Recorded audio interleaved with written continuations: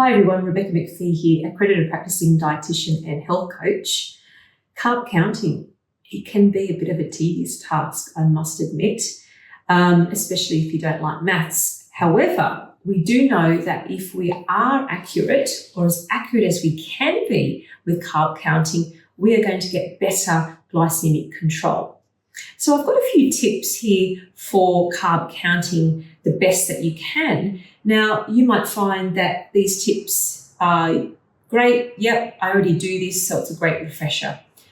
Others, you might find that, look, I'm not consistent with carb counting, so maybe there's a tip that you can take away and apply to get better glycemic control. Or some of you might find that you haven't been carb counting for a while, or maybe you're new to carb counting, and there are certainly some basic tips that you can start applying to your everyday life. But one of the first things to do, whether or not you are doing it, is to be a detective and start to log down your daily intake, whether it's on your phone or in a little diary, to get an understanding of the type of eating pattern that you have, and then writing down the portion.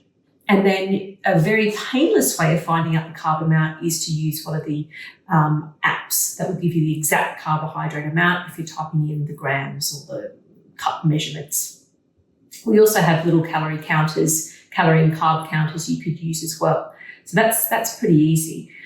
The other thing you can do to get accuracy when you're looking at portions is to use measuring cups. And these are Australian standard measuring cups, which are really, really good, and teaspoons and tablespoons. The other thing you could do is use scales. So using the scales is really, really accurate, and you will be right on point. But there are going to be times where maybe you're traveling or out and about and you can't get out your trusties, or you could, but who would want to get out the scales in the middle of a restaurant? I mean, we've got to live, all right?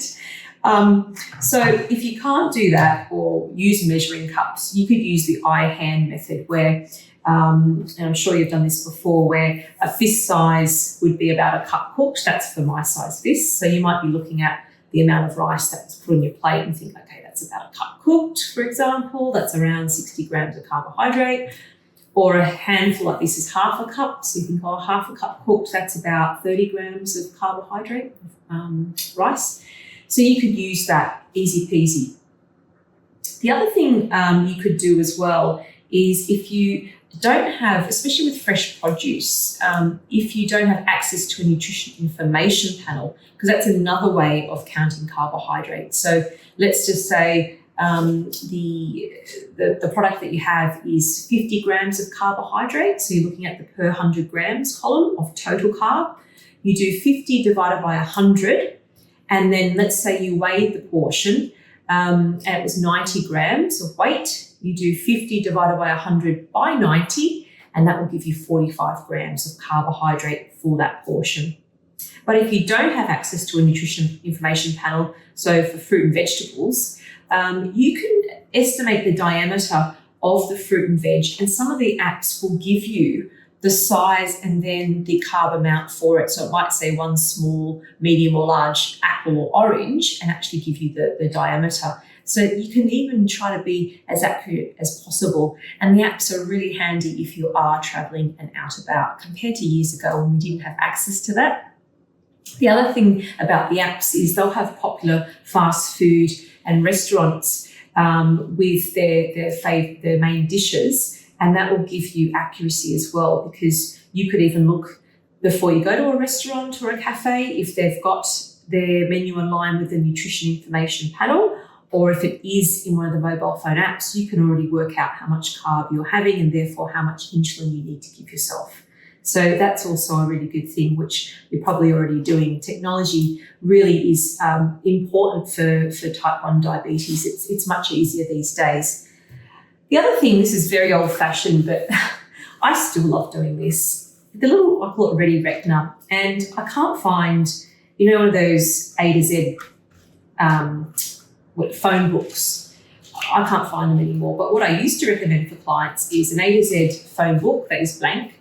And then what you do is you write any foods that you have weighed or beverages that you've weighed and write down the carb amount. So let's say you go to R and you've put rice, cooked, basmati, half a cup is 30 grams. And then you've got that. You're in the kitchen the next week and think, oh, I've got rice. How much was half a cup? And you look up, 30 grams. It's so simple. And then it just builds up. You could have it in your phone or your iPad and keep it on the kitchen bench. This one hasn't got, it's not a, the A to Z phone book. It's just a blank one. But I've written things down for myself, just favourite recipes in terms of grams of anything really, and little tips. And so this can be really handy because if you just do a recipe once, you can be in the book or in your laptop or on your phone, and then you can quickly refer to it. It's just so simple. And then you might have favourite concoctions. So, for example, I've got another video of this, my one bowl wonder, which is a lunch where you've got lots and lots of salad, which is low carb, but then you might put half a cup of lentils in there, and then you might put some broccolini in there and some tomato, and you're putting all these other veg in there that can add up. And if you're having the same veg and mixture, you can record that in your Ready Reckoner under one bowl wonder, and you know exactly how much carbohydrate you're having, and therefore it's not going to become a tedious task because you've already done the work.